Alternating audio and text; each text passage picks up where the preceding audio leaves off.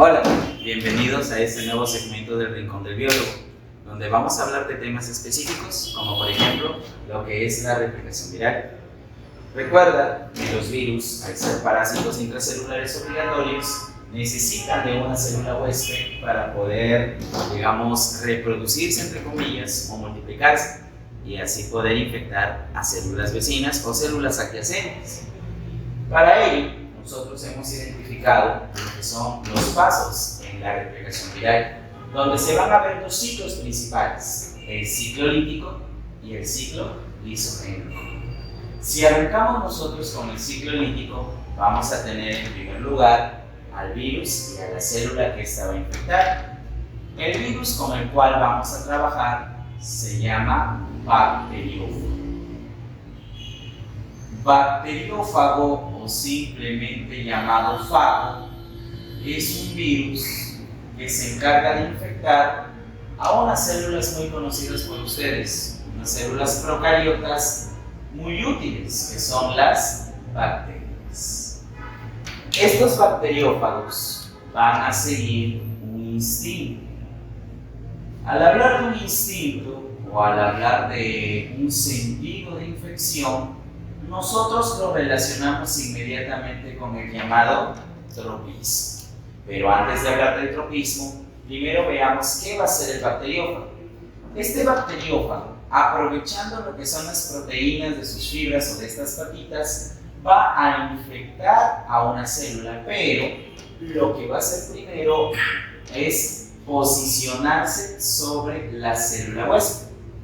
Al posicionarse sobre la célula huésped, primero tenemos la absorción o la fijación. El número 1, la absorción o fijación. El virus, en este caso el bacteriófago, se va a posar sobre la bacteria. Ahora, para que se dé esta absorción o fijación, aquí, como te dije al inicio, el virus sigue un instinto. A ese instinto se le llama el tropismo. ¿Y qué viene a ser el tropismo? El tropismo es aquella capacidad que tiene el virus,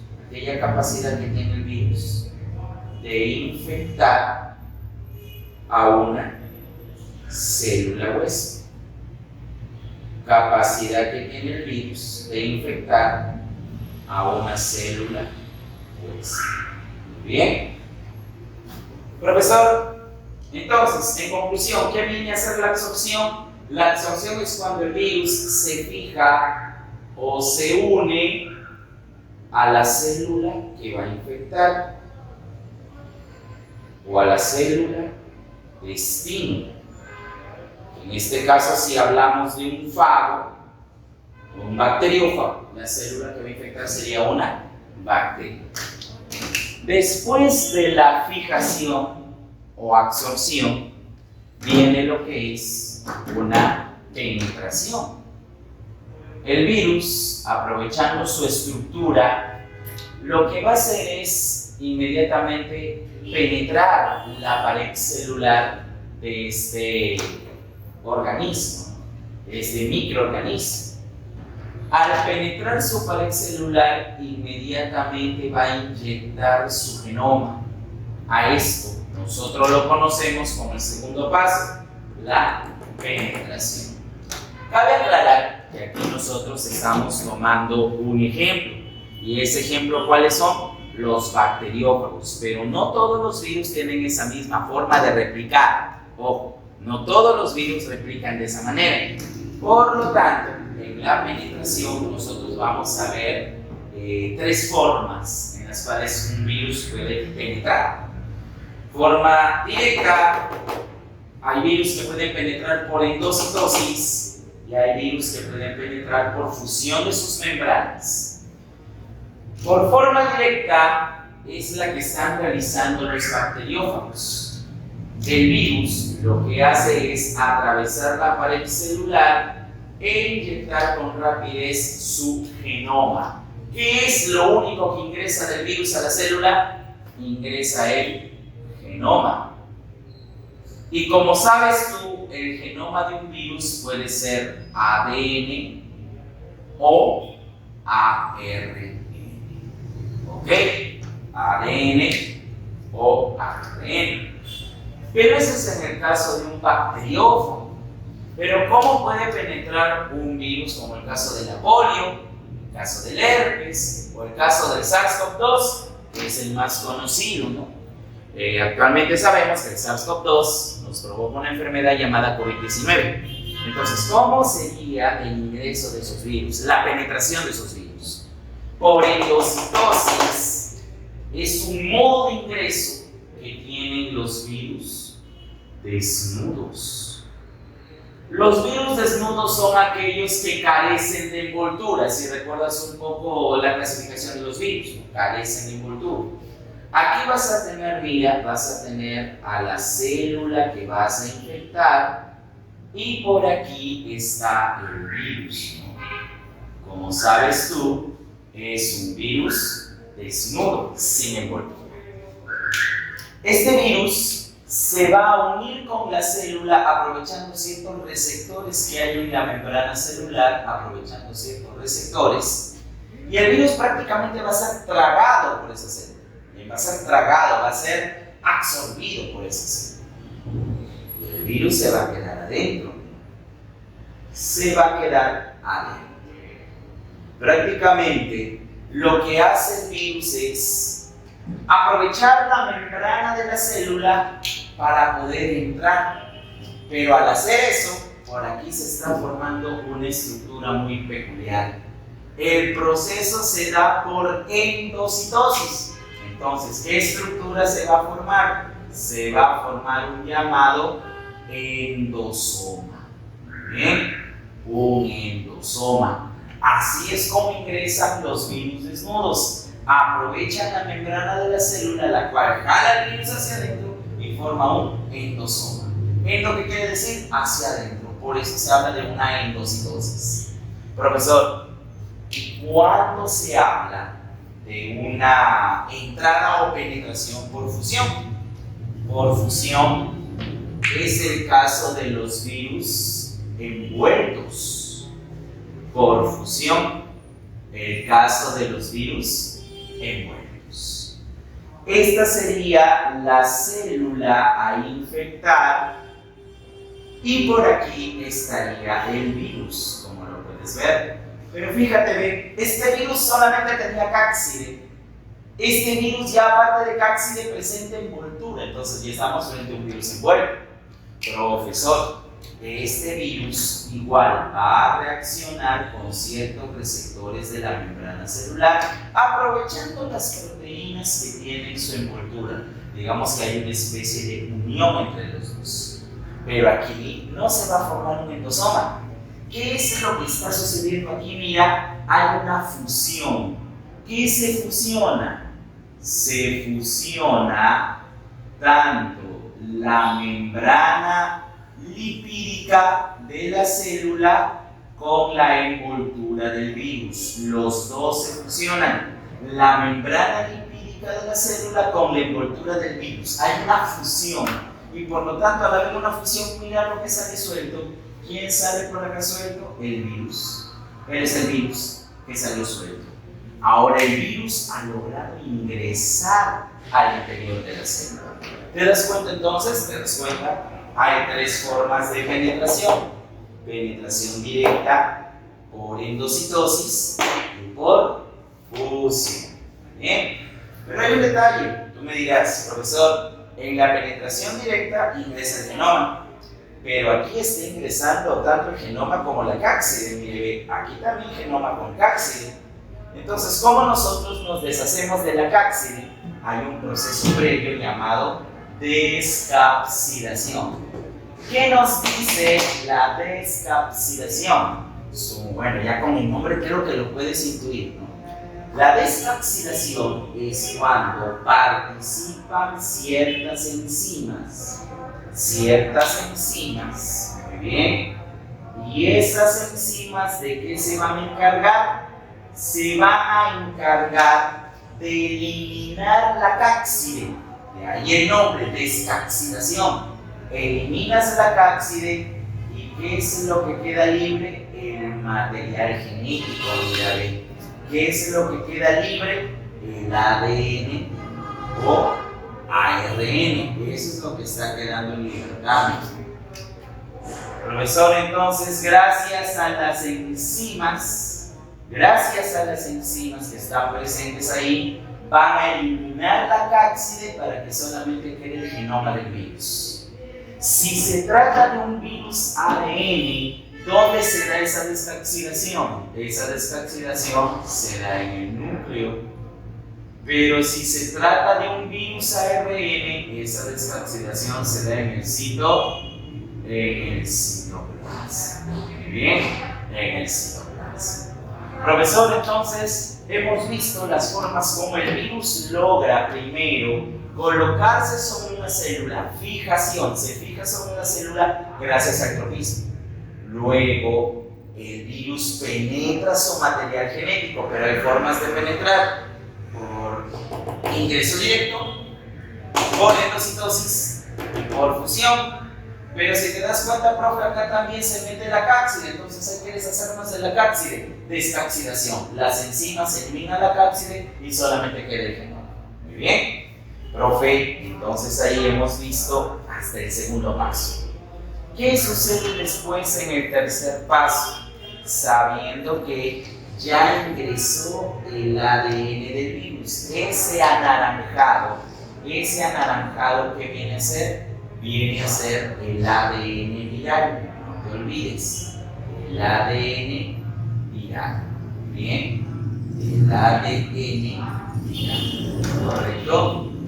Profe, ahora, ya ingresó el ADN viral. ¿Qué es lo que va a pasar en el tercer punto? Replicación del material genético, replicación del ADN del virus. Se sacan copias del ADN del virus. Y aparte, este ADN empieza a expresarse y al expresarse se sintetizan las proteínas que se necesitan para poder fabricar nuevos virus. ¿Cómo se llama entonces a este tercer paso? Se le conoce como la replicación y la síntesis de proteínas.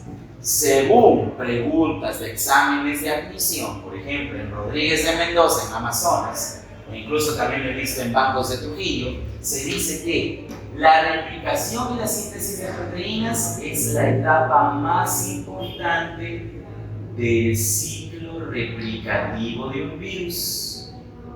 Del ciclo replicativo. Es la etapa más importante. Muy bien. ¿Qué sucede en esta etapa? Se replica el material genético del virus, sea ADN o ARN, se replica el material genético y se forman las proteínas virales. Muy bien, se forman las proteínas virales. Profesor, tengo las proteínas, tengo el ADN del virus. Ahora, ¿qué va a pasar? Esto es como si fuera una fábrica donde tú tienes brazos, piernas, cuerpo, cabezas y los empiezas a unir para formar muñequitos. En este caso, pues tienes proteínas, tienes ácidos nucleicos, tienes cápsides. Por lo tanto, se empiezan a unir esos elementos y se empiezan a formar nuevos virus. Mira, se empiezan a formar los nuevos virus, ¿no?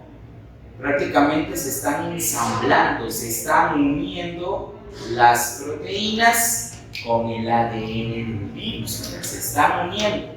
Por eso, a este cuarto paso, ¿cómo se le denomina? Se le denomina maduración o ensamblaje.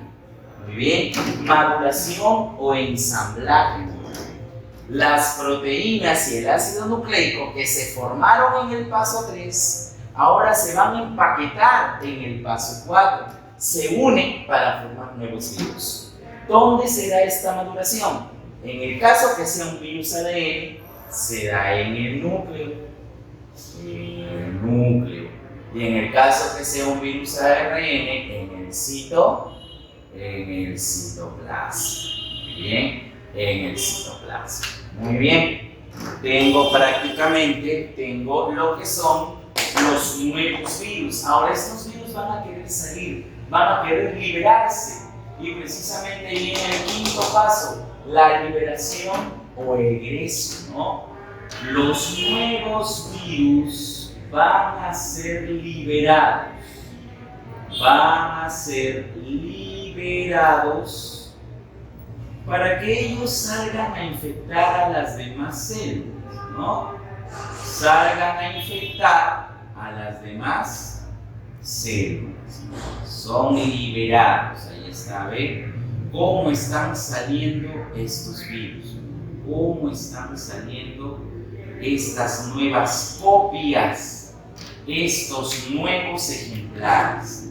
¿Qué estamos viendo? El quinto paso, la liberación o egreso. Este virus infecta a otra bacteria y se repite, ¿qué cosa? El ciclo lítico. Pero tú me preguntarás, profesor, ¿hay formas de liberación? Sí, hay dos formas, dependiendo. La lisis celular, que se da en virus desnudos, y también se da en bacteriófagos, como lo estamos viendo, ¿no? La lisis celular en virus desnudos o bacteriófagos, ¿no? Mira, ve, ahí este nuevo virus está prácticamente saliendo gracias a que se ha formado un hueco en las paredes de la célula de esta bacteria, ¿no? Se ha hecho un hueco. Profesor, ¿y por qué se ha formado ese hueco? Mira, existe una proteína llamada la endolicina. Esa endolicina, ¿qué va a hacer? Va a formar huecos en la pared celular de la bacteria y al hacerle huecos ingresa el agua. Entonces, como ingresa el agua, la propia célula se va a hinchar y ¿qué va a pasar? Va a reventar. Y es ahí donde se da la lisis, se hace un hueco y se liberan los virus, gracias a las endolicinas. Y en el caso de otros virus desnudos, como la polio, por ejemplo, mira, ve, también se da una lisis celular debido a que los virus, en su material genético, hacen que ciertos genes se expresen. Hay un gen que por ahí se expresa y genera rotura en la membrana celular, por lo tanto, los virus salen liberados. Aquí estaría el virus liberado. Bien, el virus liberado. Correcto. Ese es en el caso de los virus desnudos, por lisis celular. Profesor, ahora, en el caso de los virus con envoltura, en los virus envueltos, perdón, aquí me comí una letrita, discúlpame. En los virus envueltos se da por la llamada protación o gemación. ¿Y qué entendemos nosotros por una protación o gemación? Mira por aquí, te voy a explicar. Esto de acá sería, ¿qué cosa? Sería el virus. Mira, él sería el virus. Profesor, ¿y acá qué se está formando? ¿Ha salido como una especie de chinchón, profesor? Ah, sí. Es que los virus, lo que van a hacer es moverse hacia los límites de la membrana celular, mira. Se mueven hacia los límites de la membrana celular y empiezan como que a empujar. Y se forma una especie de brote o yema. Brote o yema. Precisamente como se forma un brote, a esta forma de liberación, ¿cómo se llama? Brotación. Pero, profe, este brote recibe nuevas proteínas, que el mismo virus las está fabricando, recibe nuevas proteínas y ahí ¿qué se está formando? La envoltura del virus. Por eso, si tú has leído un poco, te dicen que la envoltura de un virus, ¿de dónde viene? De la membrana celular de la célula que han infectado, valga la redundancia. De ahí que se entiende que esta membrana, esta envoltura, también es de naturaleza lipídica, como sucede, por ejemplo, en el SARS-CoV-2. Profesor, entonces, al formarse este brote, mira, lo único que queda es que el virus salga y se libere. Aquí está el virus liberado. Profe, entonces acá no hay ruptura de nada, ¿no? Claro, no hay ruptura de la célula.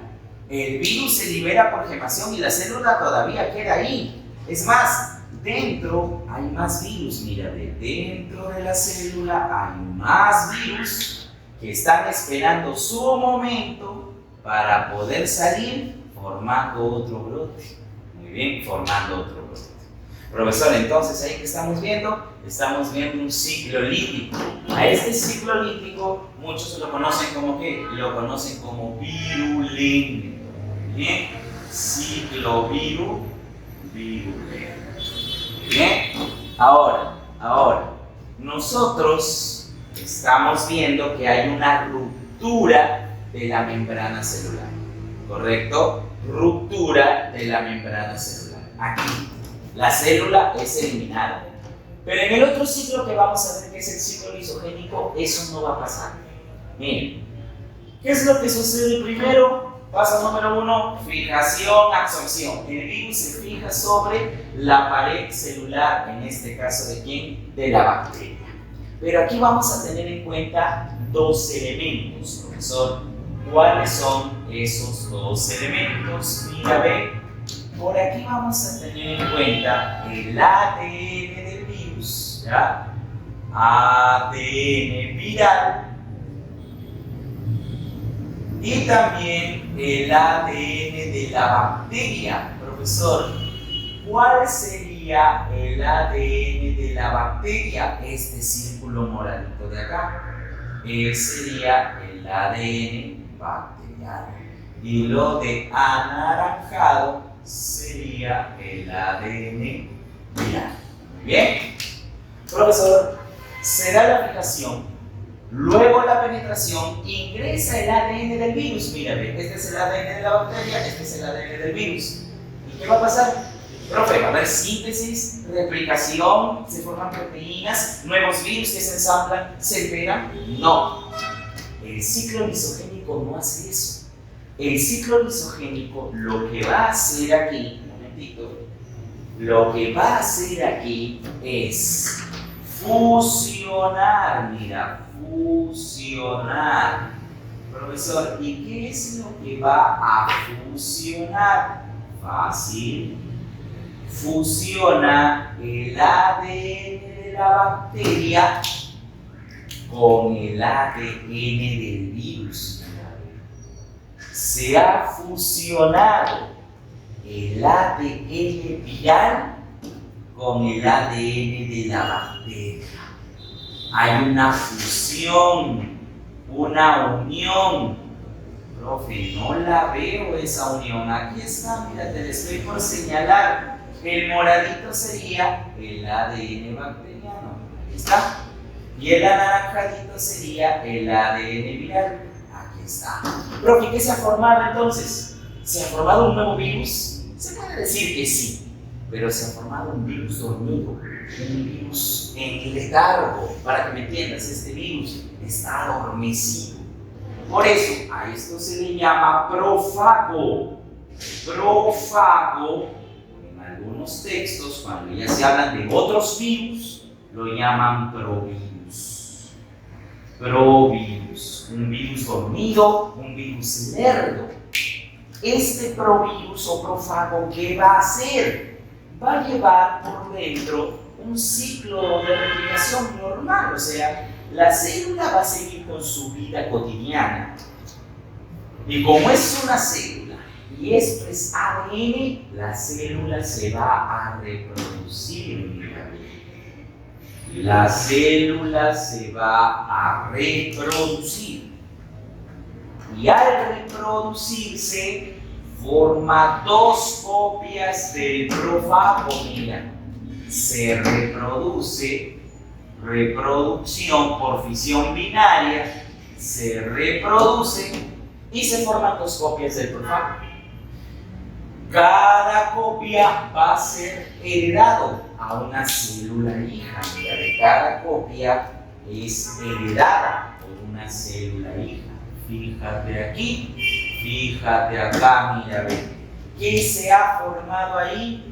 Dos bacterias, dos células hijas que tienen el profago, ¿no? Las células hijas heredan el profago o el provirus, como lo quieras llamar.